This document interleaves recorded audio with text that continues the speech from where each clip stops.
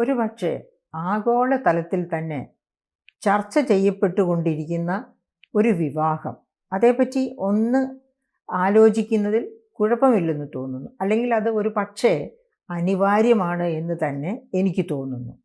അതിനൊരുപാട് കാരണങ്ങളുണ്ട്. കാരണങ്ങളിലേക്ക് വരുന്നതിന് മുൻപ്, ആരുടെ കല്യാണമാണത്? അനന്ത് അംബാനി രാധിക മർച്ചൻ്റ് വിവാഹമാണ്. അംബാനിയുടെ 2 ആൺമക്കളിൽ ഒരാളാണ് അനന്ത് അംബാനി. അപ്പം അദ്ദേഹത്തിൻ്റെ വിവാഹത്തെ പറ്റിയാണ് പറയുന്നത്. 3 ഘട്ടമായിട്ട് എന്ന് പറയുമ്പോൾ നമുക്ക് ഡെസ്റ്റിനേഷൻ വിവാഹങ്ങളുടെ, മാരേജുകളുടെ പട്ടികയിലേക്ക് ഇതിനെ ഉൾപ്പെടുത്താമെന്ന് തോന്നുന്നു. അതോ ഇത് അതിക്കും അപ്പുറമാണോ എന്നെനിക്ക് സംശയമുണ്ട് കേട്ടോ. കാരണം ഇത്ര ആർഭാടമായിട്ടുള്ള ഡെസ്റ്റിനേഷൻ മാരേജസ് നമ്മളുടെ ശ്രദ്ധയിൽ അധികം പെടാറില്ല. അപ്പം ഡെസ്റ്റിനേഷൻ മാരേജ് ആകട്ടെ, ഇതിന് തന്നെ 3 ഘട്ടമായിട്ടാണ് നടത്തിയത്. 1-ാം ഘട്ടം ജാംനഗറിൽ വെച്ച്, 2-ാം ഘട്ടം ഒരു ഇറ്റാലിയൻ ക്രൂസ് ആയിട്ടാണ് നടത്തിയത്, 3-ാം ഘട്ടം അവസാന ഘട്ടം അത് ബോംബെയിൽ വെച്ചു. അപ്പോൾ ഇങ്ങനെ 3 ഘട്ടമായ വിവാഹത്തിൻ്റെ ഡീറ്റെയിൽസിലേക്കും അതേപ്പറ്റിയുള്ള വിലയിരുത്തലേക്കും മാറുന്നതിന് മുൻപ് നമുക്ക് മുകേഷ് അംബാനിയെ പറ്റിയും അംബാനിയുടെ വ്യവസായ സാമ്രാജ്യത്തെ പറ്റിയും ഒരു നിമിഷം ചിന്തിക്കാം. മുകേഷ് അംബാനി 1957 ഏപ്രിൽ 19 ജനിക്കുന്നത്.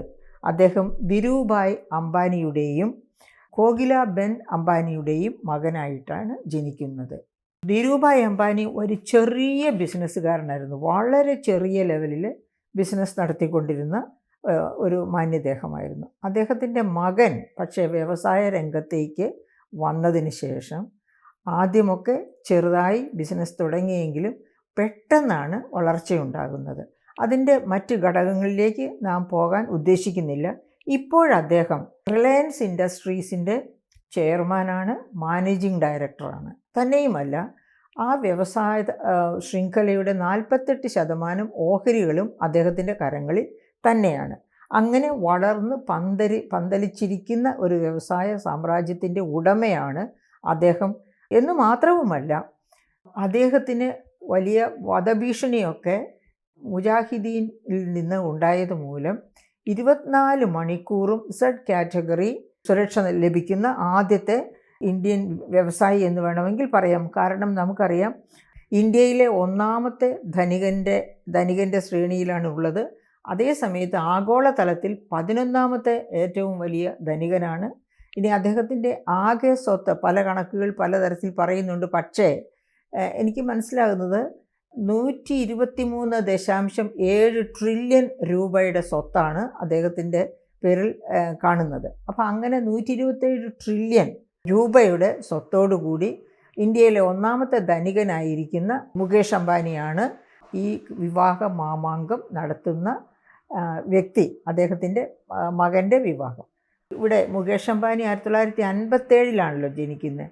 അതിനു മുൻപ് തന്നെ, അതായത് 1862 തന്നെ ഇന്ത്യയിൽ വ്യവസായം തുടങ്ങുകയും അത് വ്യവസായ ശൃംഖലയായിട്ട് വളരുകയും 1907 1-ാമത്തെ ഇന്ത്യയിലെ ആദ്യ അയൺ ആൻഡ് സ്റ്റീൽ ഇൻഡസ്ട്രി തുടങ്ങുകയും ചെയ്ത വ്യവസായ ഗ്രൂപ്പാണ് ടാറ്റ ഗ്രൂപ്പ്. ആ ടാറ്റ ഗ്രൂപ്പ് പക്ഷേ ഈ കാലഘട്ടത്തിലെങ്ങും ഇതുപോലെ ഒരു വിവാഹ മാമാങ്കം നടത്തിയതായിട്ട് നമുക്ക് അറിഞ്ഞുകൂടാ. ടാറ്റ മാത്രമല്ല, ബിർളയുണ്ട്. ഇവരുടെ ഒന്നും കാര്യത്തിൽ നമുക്ക് അറിഞ്ഞുകൂടാ. ഏഷ്യയിലെ 1-ാമത്തെ ധനികനോ അല്ലെങ്കിൽ ഏഷ്യയിലെ 10 ധനികരുടെ കൂട്ടത്തിൽ പോലും ടാറ്റ ഗ്രൂപ്പ് ഒരിക്കലും എത്തിയിട്ടില്ലെന്നാണ് ഞാൻ മനസ്സിലാക്കുന്നത്. ആഗോളതലത്തിൽ അപ്പോൾ പറയാനുമില്ലല്ലോ. മാത്രവുമല്ല, ഞാൻ പലപ്പോഴും ടാറ്റ ഗ്രൂപ്പിലെ ഉദ്യോഗസ്ഥരെ കണ്ടുമുട്ടിയിട്ടുണ്ട്, സംസാരിച്ചിട്ടുണ്ട്. അതുപോലെ തന്നെ അംബാനി ഗ്രൂപ്പിലെ ഉദ്യോഗസ്ഥരെയും കണ്ടുമുട്ടി സംസാരിക്കാൻ അവസരങ്ങൾ ഉണ്ടായിട്ടുണ്ട്. ആ സമയത്ത് അവരുടെ ഒക്കെ സംസാരത്തിൽ നിന്ന്, അഭിപ്രായത്തിൽ നിന്ന് എനിക്ക് മനസ്സിലായിട്ടുള്ള ഒരു പ്രധാനപ്പെട്ട കാര്യം എന്താണെന്ന് വെച്ചാൽ, ടാറ്റ സ്വന്തം വർക്കേഴ്സിനെ കുടുംബാംഗങ്ങളെ പോലെ കാണുന്നു. അവരുടെ എല്ലാത്തരം ക്ഷേമങ്ങളിലും അതുപോലെ തന്നെ ഇൻവോൾവ്ഡ് ആകുകയും ചെയ്യുന്നു. അതുതന്നെയായിരിക്കും ബിർളയ്ക്കും പറയാനുള്ളത്. അതേ സമയത്ത് മുകേഷ് അംബാനിയുടെ കമ്പനിയുമായിട്ട് ബന്ധപ്പെട്ട ചില ഉയർന്ന ഉദ്യോഗസ്ഥരുമായിട്ട് ഞാൻ സമ്പർക്കം പുലർത്തുകയുണ്ടായി. ആ സമയത്ത് അവർ പറഞ്ഞിട്ടുള്ളത് അത് വളരെ ഒരു ബിസിനസ് രൂപത്തിലാണ് അംബാനിയുടെ തൊഴിലാളികളോടുള്ള സമീപനം എന്താണ് പറഞ്ഞിട്ടുള്ളത്. അപ്പോൾ അത് രണ്ടും തമ്മിലുള്ള ആ വ്യത്യാസം നമ്മൾ ഈ കല്യാണത്തിലും ഒരുപക്ഷെ ദർശിച്ചു എന്ന് വരാം. അപ്പം നമുക്കിനി കല്യാണത്തിലേക്ക് പതുക്കെ ഒന്ന് നോക്കാം. ഈ വിവാഹത്തെ എന്തുകൊണ്ടാണ് ഈ അല്പം വിമർശന ബുദ്ധിയോടെ ഞാൻ നോക്കുന്നത്? ഒരച്ഛൻ അദ്ദേഹത്തിൻ്റെ ആസ്തി 123.7 ട്രില്യൺ റുപ്പീസാണ് എന്ന് പറഞ്ഞു. അപ്പോൾ നമ്മൾ ഓർക്കണം, ഇന്ത്യയുടെ ആസ്തി എത്രയുണ്ട് എന്ന് ചോദിക്കുന്നില്ല, ഞാൻ അതിലേക്ക് കടക്കുന്നില്ല. എന്തായാലും ഈ 123.7 ട്രില്യൺ ഡോളർ ആസ്തിയുടെ ഉടമയായ ഒരു വ്യക്തി പറഞ്ഞു കേട്ടത്, അല്ലെങ്കിൽ ഞാൻ വെബ്സൈറ്റൊക്കെ നോക്കിയപ്പോൾ കണ്ടത്, അതിൻ്റെ 0.5% മാത്രമാണ് ഈ വിവാഹത്തിന് വേണ്ടി ചെലവഴിക്കുന്നത്. അതിനുള്ള അവകാശം അദ്ദേഹത്തിനില്ലേ. അദ്ദേഹം വളരെ, അതായത് അതിനേക്കാൾ കൂടുതൽ ഇന്ത്യയുടെ സാമ്പ്രദായിക രീതി അനുസരിച്ച് അതിനേക്കാളൊക്കെ വളരെ കൂടുതൽ പണം ചെലവഴിച്ചാണ് സാധാരണ മക്കളുടെ വിവാഹങ്ങളൊക്കെ നടത്തുക. അപ്പം അദ്ദേഹം ഇത് വളരെ ലളിതമായ രീതിയിൽ, അതായത് അദ്ദേഹത്തിൻ്റെ പദവിയിൽ നിന്നുകൊണ്ട് നോക്കുമ്പോൾ വളരെ ലളിതമായ രീതിയിൽ ചെലവ് കുറച്ച് നടത്തുന്ന ഒരു വിവാഹമാണിത്. അല്ലെങ്കിൽ ഇതിനേക്കാളൊക്കെ എത്രയോ ആർഭാടമായിട്ട്, ഇതിനേക്കാളൊക്കെ എത്രയോ കൂടുതൽ തുക ചെലവഴിച്ച് ഈ വിവാഹം നടത്താൻ പറ്റുമായിരുന്നു എന്നാണ് അദ്ദേഹത്തെ പറ്റിയുള്ള വെബ്സൈറ്റിലൊക്കെ കണ്ടത്. അദ്ദേഹത്തെ വളരെയധികം ആദരവോടും സന്തോഷത്തോടുമാണ് ഇത്തരക്കാരൊക്കെ കാണുന്നതും സംസാരിക്കുന്നതും. അപ്പം എന്തുകൊണ്ടാണ് ഒരു വിമർശന ബുദ്ധിയോടുകൂടി ഈ വിവാഹത്തെ, ഇതൊരു വിവാഹ മാമാങ്കമാണ്, വിവാഹ മാമാങ്കം എന്ന് പറയുമ്പോൾ തീർച്ചയായിട്ടും അതിനെ അല്പം വിമർശന ബുദ്ധിയോടെയാണ് കാണുന്നത് എന്ന് അതിൽ നിന്ന് തന്നെ മനസ്സിലാക്കും. അപ്പോൾ എന്താണ് ഒരു വിവാഹ മാമാങ്കം എന്ന് ഞാൻ പറയാൻ കാരണം, 2010 ഗ്ലോബൽ ഹങ്കർ ഇൻഡെക്സിൽ ഇന്ത്യ 42ാം സ്ഥാനത്തായിരുന്നു. അതായത് 116 രാജ്യങ്ങളെ ഹങ്കർ ഉള്ളതായിട്ട് അന്ന് ആഗോളതലത്തിൽ ഉണ്ടായിരുന്നുള്ളൂ. ആഗോളതലത്തിൽ പിന്നെ യുണൈറ്റഡ് നേഷൻസിൻ്റെ കീഴിൽ തന്നെ 196 രാജ്യങ്ങളുണ്ട്. അതിനകത്തേക്ക് ഉൾപ്പെടാതെ തന്നെ വേറെയും ചെറിയ രാജ്യങ്ങളെല്ലാം കൂടി 206ഓളം രാജ്യങ്ങളുണ്ട്. അപ്പം ഈ UN-ൻ്റെ കീഴിലുള്ള രാജ്യങ്ങളിൽ തന്നെ ഹങ്കർ, പട്ടിണിയുള്ള രാജ്യങ്ങൾ 116 ഇന്ത്യ 2010 അതായത് UPA ഭരിച്ചിരുന്ന കാലത്ത് 42ാം റാങ്കായിരുന്നു. വലിയ പട്ടിണിയുള്ള രാജ്യമാണ്, എങ്കിലും 42ാം റാങ്കായിരുന്നു. കോവിഡ്, യുക്രൈൻ വാർ, അതുപോലെ ഗാസ യുദ്ധം, ഇതൊക്കെ ഉള്ള ഒരു കാലഘട്ടമാണല്ലോ. 2023 ഗ്ലോബൽ ഹങ്കർ ഇൻഡെക്സ് വന്നപ്പോഴേക്കും ഇന്ത്യ 111ാം സ്ഥാനത്തേക്ക് തള്ളപ്പെട്ടു. ഔട്ട് ഓഫ് 116 അല്ല 125 രാജ്യങ്ങൾ. എന്ന് വെച്ചാൽ 2010 116 രാജ്യങ്ങളിലെ പട്ടിണി ഉണ്ടായിരുന്നുള്ളൂ എങ്കിൽ 2023 ആകുമ്പോഴത്തേക്കും 125 രാജ്യങ്ങളിൽ പട്ടിണി ഉണ്ടായി. ആ പട്ടിണി ഉണ്ടാകാനുള്ള കാരണങ്ങളാണ് ഞാൻ മുൻകൂട്ടി കാണിച്ചത്. അതായത് കോവിഡ്, അതുപോലെ തന്നെ യുക്രൈൻ വാർ. കോവിഡ് കഴിഞ്ഞ് പിന്നെ പൊങ്ങുന്ന രാജ്യങ്ങൾ പഴയ നിലവാരത്തിലേക്ക് എത്തുന്നതിനൊക്കെ വളരെ മുൻപ് തന്നെ യുക്രൈൻ വാർ തുടങ്ങുന്നു. അത് കഴിഞ്ഞിട്ട് അതിനെ തുടർന്ന് തന്നെ നമുക്കറിയാം ഗാസ, ഇസ്രായേൽ യുദ്ധം തുടങ്ങുന്നു. അപ്പോൾ ഇങ്ങനെയുള്ള കാരണങ്ങൾ കൊണ്ടാണ് 2023 ആകുമ്പോഴത്തേക്കും ഈ പട്ടിണിയുള്ള രാജ്യങ്ങളുടെ പട്ടികയിൽ 125 രാജ്യങ്ങൾ വരുന്നത്. ഇന്ത്യ വളരെയധികം താഴേക്ക് പോയി, 42ാം സ്ഥാനത്ത് നിന്ന് 111ാം സ്ഥാനത്തേക്ക് പോയി. അപ്പോൾ ഇങ്ങനെ ഹങ്കറുള്ള ഒരു രാജ്യത്താണ് ഇതുപോലെ ഒരു വിവാഹം നടത്തുന്നത് എന്നുള്ളതാണ് എന്നെ സംബന്ധിച്ച് അത് വിമർശനാത്മകമായി തോന്നാൻ കാരണം. നമ്മുടെ ഹങ്കർ ഇൻഡെക്സ് എത്രയാണ്, എത്ര പേർ ഹങ്കറിലുണ്ട്, പട്ടിണിയിലുണ്ട് എന്ന് നമുക്ക് അറിഞ്ഞുകൂടാ. കാരണം 2012 ഹങ്കർ ഇൻഡെക്സ് തയ്യാറാക്കുന്നത്. ആ 2012 തയ്യാറാക്കിയ ഹങ്കർ ഇൻഡെക്സിന് ശേഷം രംഗരാജനാണ് ഹങ്കർ ഇൻഡെക്സ് തയ്യാറാക്കുന്നത്. അദ്ദേഹത്തിൻ്റെ ഗ്രൂപ്പ്, അദ്ദേഹത്തിൻ്റെ കമ്മിറ്റി. അതിനുശേഷം BJP ഗവൺമെൻറ് വന്നതിന് ശേഷം സെൻസസ് നടത്തുകയാകട്ടെ, ഹങ്കർ ഇൻഡെക്സ് തയ്യാറാക്കുകയാകട്ടെ ഒന്നും ചെയ്തിട്ടില്ല. അതുകൊണ്ട് ഇപ്പോഴത്തെ അവസ്ഥ, ഇത് യുണൈറ്റഡ് നേഷൻസ് ചെയ്ത കണക്കനുസരിച്ചാണ് ഗ്ലോബൽ ഹങ്കർ ഇൻഡെക്സിലെ 111ാം സ്ഥാനം 125 രാജ്യങ്ങളിൽ എന്ന് പറയുന്നത്. അപ്പം കൃത്യമായ കണക്ക് ഒരുപക്ഷെ ഈ ഗ്ലോബൽ ഇൻഡെക്സ് ഇപ്പോൾ നോക്കുകയാണെങ്കിൽ അതിനേക്കാളും കൂടിയിട്ടുണ്ട്. നമ്മുടെ ഹങ്കർ ഇൻഡെക്സ് നോക്കുകയാണെങ്കിൽ അന്ന് 2012 രംഗരാജൻ നടത്തുന്ന സ്റ്റഡിയുടെ ഫലമായിട്ട് 22% ഇന്ത്യക്കാർ അതിദരിദ്രർ, അതായത് പട്ടിണിയുള്ളവർ എന്നായിരുന്നു കണ്ടെത്തിയിരുന്നത്. അപ്പം ആ നമ്പർ 2012 വളരെയധികം കൂടിയിരിക്കുകയാണ് ഇപ്പം പട്ടിണിയുള്ളവരുടെ എണ്ണം എന്നുള്ളതാണല്ലോ ആ 42ാം റാങ്കിൽ നിന്ന് 111ാം റാങ്കിലേക്കുള്ള നമ്മുടെ പതനം കാണിക്കുന്നത്. അപ്പോൾ അത്രയധികം പട്ടിണിയുള്ള മനുഷ്യരുള്ള ഒരു രാജ്യത്ത് ഇതുപോലെ ഒരു വിവാഹം നടത്തി, ഒരു ധൂർത്ത് നടത്തി എന്നല്ലാതെ എന്താണ് നമുക്ക് പറയാൻ കഴിയുക? അപ്പം അതിനെ അനുകൂലിക്കുന്നവർ പറയുന്നത് അത് ഒരുപാട് വിപണിയിൽ ചലനങ്ങൾ ഉണ്ടാക്കും എന്നാണ്. ശരിയാണ്, വിപണിയിൽ ചലനങ്ങൾ ഉണ്ടാക്കും. എത്ര ദിവസത്തേക്ക്? 3 മാസം നീണ്ടു നിൽക്കുന്ന ചലനം ഉണ്ടാക്കില്ല. ഏതാനും ദിവസങ്ങൾ നീണ്ടു നിൽക്കുന്ന ചലനങ്ങൾ, അതായത് മുകേഷ് അംബാനിയുടെ ഈ 3 തട്ടിലുള്ള ഘട്ടങ്ങളിലായിട്ടുള്ള കല്യാണത്തിന് വേണ്ടി ചെലവഴിക്കേണ്ട ആഹാര പദാർത്ഥങ്ങളാകട്ടെ, വസ്ത്രങ്ങളാകട്ടെ, ഹോട്ടലുകളാകട്ടെ, അങ്ങനെ അങ്ങനെ അങ്ങനെ നമുക്കറിയാം, ഒരു ചെയിൻ ആക്ഷൻ പോലെ വിപണിയിൽ ഒരുപാട് മാറ്റങ്ങൾ, തരംഗങ്ങൾ സൃഷ്ടിക്കും ഈ 3 ഘട്ടത്തിലുള്ള വിവാഹം. പക്ഷെ ആ തരംഗങ്ങളൊക്കെ പെട്ടെന്ന് കെട്ടടങ്ങിപ്പോകും. അത് കല്യാണം തീരുന്നതോടെ 5000 കോടി പൊടിച്ച് കല്യാണം തീരുന്നതോടെ ഇതിൻ്റെ തരംഗവും തീരും. അതേ സമയത്ത് ഒന്ന് ആലോചിച്ച് നോക്കൂ, 5000 കോടി മുതൽ മുടക്കി ഒരു വ്യവസായം തുടങ്ങുകയായിരുന്നു എന്ന് വെച്ചോളൂ. അങ്ങനെ വ്യവസായം തുടങ്ങിയ മകൻ്റെ കല്യാണം ആര് നടത്തും, അല്ലേ? അത് ഇരിക്കട്ടെ, ഞാനൊരു എക്സാമ്പിളായിട്ട് പറയുകയാണ്. അങ്ങനെ ഒരു 5000 കോടിയുടെ മൂലധന നിക്ഷേപം മുകേഷ് അംബാനി നടത്തിയിരുന്നുവെങ്കിൽ എത്രയോ പേർക്ക്, ഒരു പക്ഷേ 5000 പേരിലധികം പേർക്ക് ഉടനടി സ്ഥിരം തൊഴിൽ കൊടുക്കാൻ കഴിയുമായിരുന്നു. അങ്ങനെ സ്ഥിരം തൊഴിൽ കൊടുക്കുമ്പോൾ എന്താ സംഭവിക്കുന്നത്? അവരുടെ കുടുംബങ്ങൾ ശാക്തീകരിക്കപ്പെടുന്നു ധനപരമായിട്ട്. അതായത് ആ കുടുംബങ്ങളിലേക്ക് ആ ശമ്പളം എത്തുന്നു, അവരുടെ ബൈയിങ് പവർ വർദ്ധിക്കുന്നു. അങ്ങനെ ബൈയിങ് പവർ വർദ്ധിക്കുക എന്ന് വെച്ചാൽ വിപണിയിൽ ആ പണം മുഴുവൻ എത്തിച്ചേരുന്നു എന്നാണ് അതിൻ്റെ അർത്ഥം. അങ്ങനെ വിപണി ഉണരുന്നു. 1-2 ദിവസത്തേക്കല്ല, ആ മൂലധന നിക്ഷേപം വളർന്ന് മുകേഷ് അംബാനി വളരെ വേഗത്തിലാണ് വളർന്നത്, അദ്ദേഹത്തിൻ്റെ വ്യവസായ സാമ്രാജ്യം. അതുപോലെ തന്നെ ഇതും വളരാൻ സാധ്യതയുണ്ടല്ലോ. കാരണം അദ്ദേഹത്തിൻ്റെ വ്യവസായ രീതി, അതിനെയുള്ള ആ നോക്കുന്ന രീതി, അതൊക്കെ വളരെ എഫിഷ്യൻ്റ് ആയതുകൊണ്ടാണ് പെട്ടെന്ന് വളരാനൊത്തത്. അതിൻ്റെ കൂടെ ഒരുപക്ഷെ നമ്മൾ നേരത്തെ പറഞ്ഞ ടാറ്റായ്ക്കൊക്കെ ഉണ്ടായതിനേക്കാൾ വലിയ വളർച്ചയുണ്ടാകാൻ മറ്റു കാരണങ്ങളും ഉണ്ടാകാം. ആ കാരണങ്ങളിലേക്ക് ഞാൻ കടക്കുന്നില്ല. അങ്ങനെ കടക്കുമ്പോൾ അത് കുറച്ച് കൂടുതൽ വിമർശനാത്മകമാകും. അങ്ങോട്ട് ഞാൻ കടക്കുന്നില്ല. അതായത് കടക്കുന്നില്ല എന്ന് പറയുമ്പോൾ ഒരു ചെറിയ ധ്വനി പോലെ ഞാൻ പറയാം, അദ്ദേഹം കൃത്യമായി നികുതിയൊക്കെ കൊടുക്കുന്നുണ്ടായിരുന്നോ?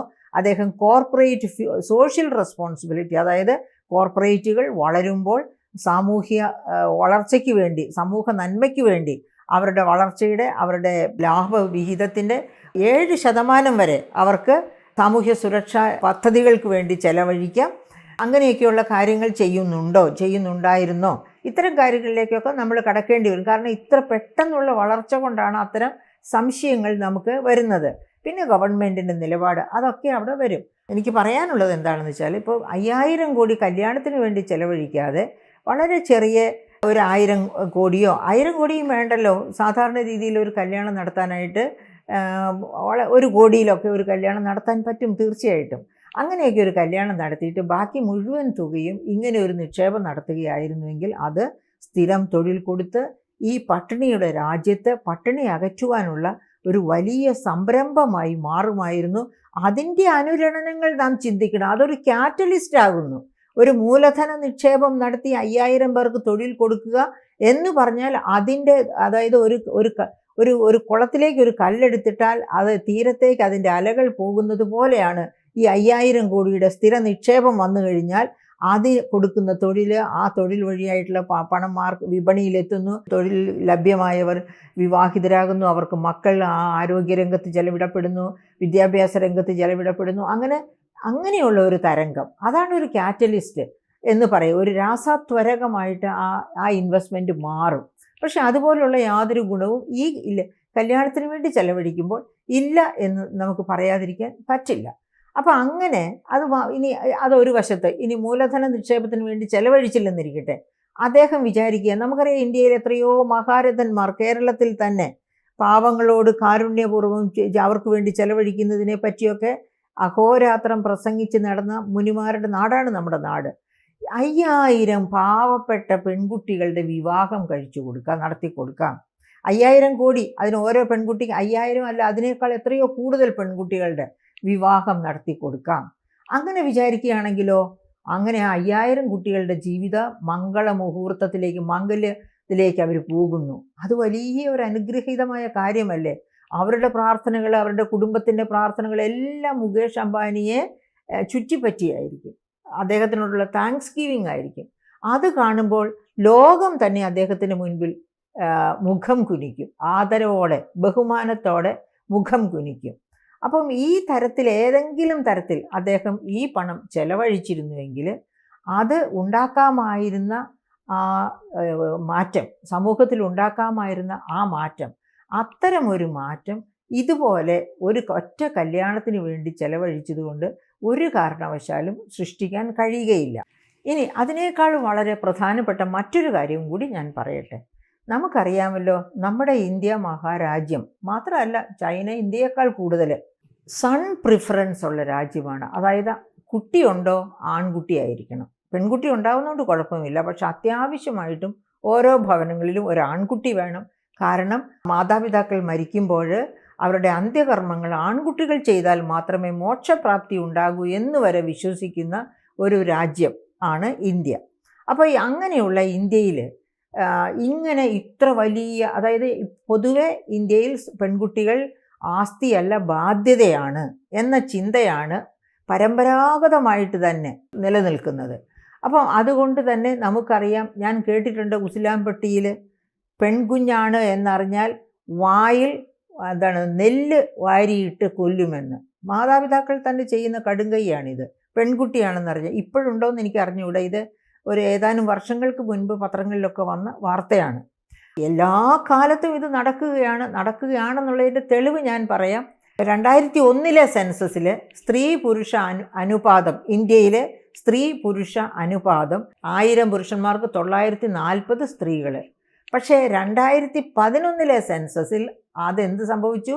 1000 പുരുഷന്മാർക്ക് 927 സ്ത്രീകളായിട്ട് കുറഞ്ഞു. അപ്പോൾ എന്താണ്, 2000-നും 2011-നും ഇടയ്ക്ക് ഈ പെൺ ഭ്രൂണഹത്യ കൂടിയെന്നാണ് അതിൻ്റെ അർത്ഥം. 2011 ശേഷം ഇവിടെ സെൻസസ് നടന്നിട്ടില്ല. സെൻസസ് 2021 നടന്നിരുന്നെങ്കിൽ ഒരു പക്ഷേ ഈ 927 സ്ത്രീകൾ എന്നുള്ളത് പിന്നെയും താഴേക്ക് പോയിട്ടുണ്ടാകാം. അത് നമ്മൾ ഇനി കണ്ടുപിടിക്കേണ്ടിയിരിക്കുന്നു. അപ്പോൾ ഈ പെൺ ഭ്രൂണഹത്യ വളരെ കൂടുതലായിട്ട് നടക്കുന്ന ഇന്ത്യയിൽ ഇതുപോലെയുള്ള വിവാഹ മാമാങ്കങ്ങൾ കാണുമ്പോൾ പെൺകുട്ടികളുള്ള മാതാപിതാക്കൾ, അതും പാവപ്പെട്ട കുടുംബത്തിൽ പെൺകുട്ടികളുള്ള മാതാപിതാക്കൾക്ക് ആദിയാണ്. എങ്ങനെ ഈ പെൺകുട്ടിയെ കെട്ടിച്ചയക്കാൻ പറ്റും? ഇതുപോലെ ആർഭാടമായിട്ടൊന്നും വേണ്ട, പക്ഷെ പെണ്ണൊരു ബാധ്യതയാണ് എന്ന് എസ്റ്റാബ്ലിഷ് ചെയ്യാൻ ഇതുപോലെയുള്ള കല്യാണങ്ങൾ, അതുപോലെ തന്നെ ഈ സ്വർണം, പാദാതികേശം സ്വർണം ധരിച്ചുകൊണ്ടുള്ള അഡ്വർടൈസ്മെൻറ്റ്സ്, ഇതൊക്കെ കാരണമാകും. ഇത്തരം അഡ്വർടൈസ്മെൻറ്റ്സ് ഒക്കെ അനുവദിക്കരുത് എന്ന അഭിപ്രായക്കാരിയാണ് ഞാൻ. അതായത് കോടതി ഇടപെട്ട് ഇത്തരം അഡ്വർടൈസ്മെൻറ്റ്സ് അനുവദിക്കരുത് എന്ന അഭിപ്രായക്കാരിയാണ്. പക്ഷേ അതൊന്നും ചാനലുകളോ മറ്റാരും സമ്മതിക്കില്ല. കാരണം എന്താണെന്ന് വെച്ചാൽ ഈ അഡ്വർടൈസ്മെൻറ്റിൽ നിന്ന് കിട്ടുന്ന പണം കൊണ്ടാണ് പല പത്രമാധ്യമങ്ങളും അല്ലാതെയുള്ള ന്യൂസ് മാധ്യമങ്ങളും എല്ലാം തന്നെ മുന്നോട്ട് പോകുന്നത്. അല്ലെങ്കിൽ അവർക്ക് നിലനിൽപ്പില്ല. അതുകൊണ്ട് അവരാരും സമ്മതിക്കത്തില്ല. അതുകൊണ്ട് അവരെന്നോട് ക്ഷമിക്കുക. പക്ഷേ ഞാൻ അങ്ങനെ, എനിക്ക് അഡ്വർടൈസ്മെൻറ്റിനുള്ള വിരോധത്തിൻ്റെ പ്രധാനപ്പെട്ട കാരണം, ഇന്ത്യ ഒരു പുരുഷാധിഷ്ഠിത, അതായത് പുരുഷൻ മാത്രം മതി എന്നില്ല, പക്ഷെ പുരുഷൻ വേണം ഒരു കുടുംബമായാൽ എന്ന് നിർബന്ധമുള്ള ഒരു രാജ്യമാണ്. അതേസമയത്ത് എനിക്ക് നന്നായിട്ടറിയാം, സ്ഥിതി വിവര കണക്കുകളോടെ എസ്റ്റാബ്ലിഷ് ചെയ്യാനറിയാം, ആണും പെണ്ണും തമ്മിൽ ബുദ്ധിപരമായിട്ട് ഒരു വ്യത്യാസവുമില്ല. പെൺകുട്ടികൾ ആൺകുട്ടികളെ പോലെ തന്നെ അസറ്റ്സ് ആണ്, അവരെ അങ്ങനെ വളർത്തിയെടുത്താൽ. പക്ഷെ നമ്മുടെ ഇന്ത്യയിലൊക്കെ എന്താ സംഭവിക്കുന്നത്? പെൺകുട്ടികളുടെ വിദ്യാഭ്യാസത്തിൽ കുറവേ നിക്ഷേപിക്കൂ, ആരോഗ്യത്തിൽ കുറവേ നിക്ഷേപിക്കൂ. അങ്ങനെ വരുമ്പോഴത്തേക്കും അവരുടെ ഔട്ട്കം, അതായത് അവർ ജീവിതത്തിൽ എന്തായി തീരുന്നു എന്നുള്ളതിലും ആൺകുട്ടികളെക്കാൾ ചിലപ്പോൾ താഴെയായി പോകും. പക്ഷേ സിവിൽ സർവീസിൻ്റെ പരീക്ഷകളൊക്കെ നടക്കുമ്പോൾ നമുക്കറിയാം, ഈ വർഷമല്ല കഴിഞ്ഞ വർഷത്തെ ആദ്യത്തെ 4 റാങ്കുകളും പെൺകുട്ടികൾക്കായിരുന്നു ഇന്ത്യയിൽ. അപ്പോൾ അവർ ഈ വർഷം അതിൽ മാറ്റം വന്നിട്ടുണ്ട്. പക്ഷേ അതുകൊണ്ടൊന്നും നമുക്ക് പറയാൻ പറ്റില്ല പെൺകുട്ടികളെക്കാൾ മെച്ചം ആൺകുട്ടികളാണ്, അല്ലെങ്കിൽ ആൺകുട്ടികളെക്കാൾ മെച്ചം. 2 കൂട്ടരെയും ഒരേ സാഹചര്യത്തിൽ വളർത്തിയാൽ ഒരേപോലെ മിടുക്കരായിട്ട് തീരും ആണും പെണ്ണും. പക്ഷേ ഇതുപോലെയുള്ള വിവാഹങ്ങളൊക്കെ കാണുമ്പോൾ അതായത് ഒരുപോലെ വളർത്തുന്ന ഒരു സാഹചര്യമല്ല ഇന്ത്യയിലുള്ളത്. ഇന്ത്യയിൽ ആൺ പ്രിഫറൻസ് ഒരുപാടുണ്ട്. ഇന്ത്യയേക്കാൾ കൂടുതലുണ്ട് കേട്ടോ ചൈനയിൽ ഈ ആൺ പ്രിഫറൻസ്. അപ്പോൾ അതുകൊണ്ട് തന്നെ, അതായത് ഈ ആൺ പ്രിഫറൻസ് കൂടുതലുള്ളത് കൊണ്ട് തന്നെ ഇത്തരം വിവാഹങ്ങൾ കാണുമ്പോൾ മാതാപിതാക്കളുടെ ഉള്ളിൽ ഒരാദിയാണ്, എങ്ങനെയാണ് എൻ്റെ കുട്ടിയെ എന്തെങ്കിലുമൊക്കെ കൊടുത്ത് കെട്ടിച്ചയക്കാൻ പറ്റുക എന്ന വിചാരം. അപ്പോൾ അതുകൊണ്ടുകൂടി മുകേഷ് അംബാനി തീർച്ചയായിട്ടും ആലോചിക്കണമായിരുന്നു. അദ്ദേഹത്തിനും അറിയാമായിരിക്കും ഈ സൺ പ്രിഫറൻസ് ഉള്ള രാജ്യത്തിൻ്റെ കെടുതികളെ പറ്റി. പെൺകുട്ടികൾ, സ്ത്രീകൾ അനുഭവിക്കേണ്ടി വരുന്ന മാനഹാനിയും കഷ്ടകാലവും ഒക്കെ അദ്ദേഹത്തിനും അറിയാവുന്നതാണ്. അപ്പോൾ സ്ത്രീധന പീഡനങ്ങൾ, കൊലപാതകങ്ങൾ ഒക്കെ ഇഷ്ടം പോലെ സ്ത്രീധനം കൊടുത്താൽ പോലും സ്ത്രീധന പീഡനങ്ങളും മരണവും ഉണ്ടാകാറുള്ള ഒരു രാജ്യമാണ്. ഭ്രൂണത്തിലെ പെൺകുട്ടിയെ ഹത്യ ചെയ്യുന്നു. അത് കഴിഞ്ഞ് വളർന്നു വന്ന് എത്ര മിടുക്കിയായിട്ട് വളർന്നു വന്നാലും ആ പ്രാപ്തിയിൽ കൂടുതൽ സ്ത്രീധനം കൊടുത്താൽ പോലും സ്ത്രീധനത്തിൻ്റെ പേരിൽ പീഡിപ്പിക്കപ്പെടുകയും കൊല്ലപ്പെടുകയും ചെയ്യുന്ന ഒരു പെൺകുട്ടികൾ കൊല്ലപ്പെടുകയും ചെയ്യുന്ന ഒരു രാജ്യമാണ് ഇന്ത്യ. അപ്പോൾ അങ്ങനെയുള്ള ഒരു രാജ്യത്തിൽ ഇതുപോലെയുള്ള വിവാഹങ്ങൾ ഒരു കാരണവശാലും ആരും സ്വാഗതം ചെയ്യരുത് അതുകൊണ്ടാണ് ഡെസ്റ്റിനേഷൻ മാരേജസിനൊക്കെ വലിയ തോതിൽ നികുതി ചുമത്തണം എന്ന അഭിപ്രായമാണ് എനിക്കുള്ളത്. വലിയ തോതിൽ നികുതി, അങ്ങനെ വലിയ തോതിൽ നികുതി ചുമത്തുമ്പോഴാണ് ഡെസ്റ്റിനേഷൻ മാരേജിൻ്റെയൊക്കെ ബുദ്ധിമുട്ടുകൾ കുറച്ചും കൂടി മനസ്സിലാക്കിക്കൊണ്ട് പിന്നെ അവർ പിന്മാറുക. പിന്മാറില്ല, പിന്നെ അത് തന്നെ നടത്തുന്നെങ്കിൽ ആയിക്കോട്ടെ, നല്ല നികുതി ഖജനാവിലേക്ക് വരുമല്ലോ, അതൊരു നല്ല സോഴ്സ് അല്ലേ. അപ്പോൾ അങ്ങനെ വേണമെങ്കിൽ ഈ ഡെസ്റ്റിനേഷൻ മാരേജസിൽ ചുമത്തുന്ന നികുതി പാവപ്പെട്ട പെൺകുട്ടികളുടെ വിവാഹത്തിനുള്ള ഒരു ഫണ്ടായിട്ട് രൂപീകരിക്കാവുന്നതേ ഉള്ളൂ ഗവൺമെൻറ്റിന്. അതുപോലെ തന്നെ മുകേഷ് അംബാനിക്ക് വേണമെങ്കിൽ ചെയ്യാമായിരുന്നു, എൻ്റെ മകൻ്റെ വിവാഹം ഇതുപോലെ ആർഭാടമായി നടത്താൻ പോകുന്നു, എന്നാൽ ഇരിക്കട്ടെ 1000 കോടി ഖജനാവിൽ ഇത് പാവപ്പെട്ട പെൺകുട്ടികളുടെ വിവാഹ സഹായ ധനം ഫണ്ടായിട്ട് സൂക്ഷിച്ച് അങ്ങനെ എടുത്തു കൊടുക്കണം. അങ്ങനെ ഒരു നിർദ്ദേശത്തോടു കൂടി അദ്ദേഹത്തിന് അത് ചെയ്യാമായിരുന്നു.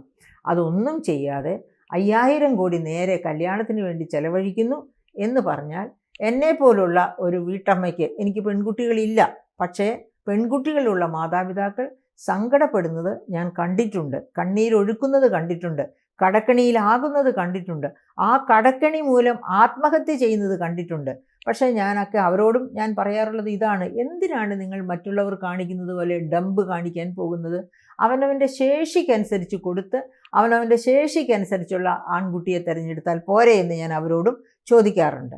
അപ്പോൾ എൻ്റെ പ്രിയപ്പെട്ട സുഹൃത്തുക്കളെ, എനിക്ക് മുകേഷ് അംബാനിയോട് അദ്ദേഹം സമ്പാദിച്ച പണം എന്ന് പറയുമ്പോൾ അതിലും എനിക്ക് പറയാനുണ്ട്. അതായത് ഈ നാട്ടിൽ അദ്ദേഹത്തിൻ്റെ ഉൽപ്പന്നങ്ങൾ, അത് സേവനമാകട്ടെ, മറ്റു ഉൽപ്പന്നങ്ങളാകട്ടെ, എന്താണെങ്കിലും അവ വാങ്ങുന്ന ഇവിടുത്തെ സർവ്വസാധാരണക്കാർ തൊട്ട് ധനികർ വരെയുള്ള വ്യക്തികളിൽ നിന്ന് സ്വീകരിക്കുന്നതാണ് അദ്ദേഹത്തിൻ്റെ ഈ ധനം. അപ്പോൾ അദ്ദേഹത്തിന് ടാറ്റയ്ക്കും ബിർളയ്ക്കും സംഭരിക്കാൻ കഴിഞ്ഞതിൽ കൂടുതൽ സംഭരിക്കാനായി എന്നുണ്ടെങ്കിൽ അദ്ദേഹത്തിൻ്റെ അതായത് ലാഭവിഹിതം വളരെ കൂടുതലാണെന്ന് നമ്മൾ മനസ്സിലാക്കണം. അതായത് എന്നിൽ നിന്ന് ഞാനൊരു ഉൽപ്പന്നം, ഒരേ തരത്തിലുള്ള ഉൽപ്പന്നം ടാറ്റയിൽ നിന്ന് വാങ്ങുകയോ അംബാനിയിൽ നിന്ന് വാങ്ങുകയോ ചെയ്യുമ്പോൾ ആയിരിക്കണം കൂടുതൽ വില കൊടുക്കേണ്ടി വരുന്നത്. കാരണം അദ്ദേഹം പ്രൊപ്പോർഷനേറ്റായിട്ട് വലിയ വില ഈടാക്കുന്നു എന്ന് തന്നെ വേണം. ഇത്രയധികം ലാഭം ഇത്ര ചെറിയ കാലം കൊണ്ട് ഇത്രയധികം ആസ്തി സ്വരൂപിക്കാൻ കഴിഞ്ഞുവെങ്കിൽ തീർച്ചയായും അത് ജനങ്ങൾക്ക് കൂടി അവകാശപ്പെട്ടതാണ് എന്ന് ഓരോ വ്യവസായിയും ഓർത്തിരിക്കണം. അപ്പോൾ ടാറ്റയോ ബിർളയോ ഒരു ക്രോണി ക്യാപിറ്റലിസ്റ്റ് അല്ല. അതേ സമയത്ത് മുകേഷ് അംബാനി ഒരു ക്രോണി ക്യാപിറ്റലിസ്റ്റ് ആണ്.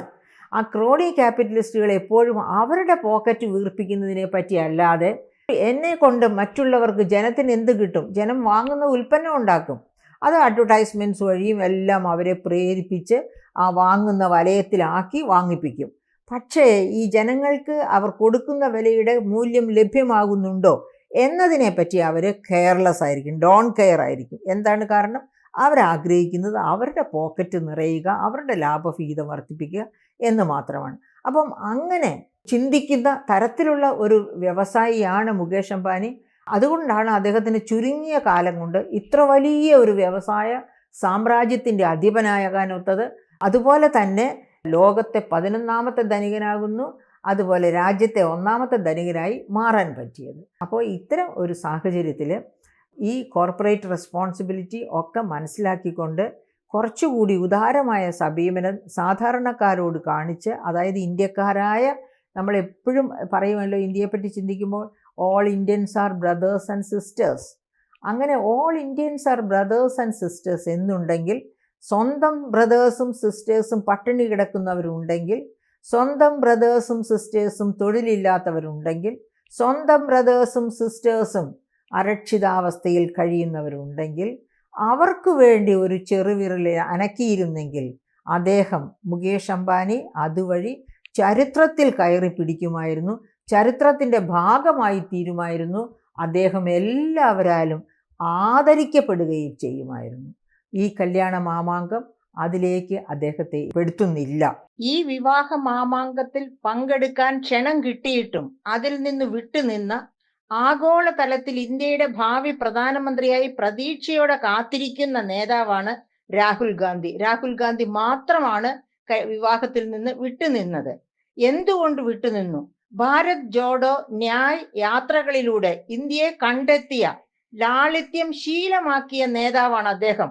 കോടിക്കണക്കിന് ജനങ്ങൾ അരിഷ്ടതയിൽ കഴിയുന്ന ഒരു രാജ്യത്ത് ഇത്തരം വിവാഹ മാമാങ്കങ്ങൾ, ഇത്തരം ചെലവഴിക്കലുകൾ വലിയ ധൂർത്തും കുറ്റവുമാണ് എന്ന് മനസ്സിലാക്കിക്കൊണ്ടാണ് അദ്ദേഹം ആ വിവാഹത്തിൽ നിന്ന് വിട്ടുനിന്നത്.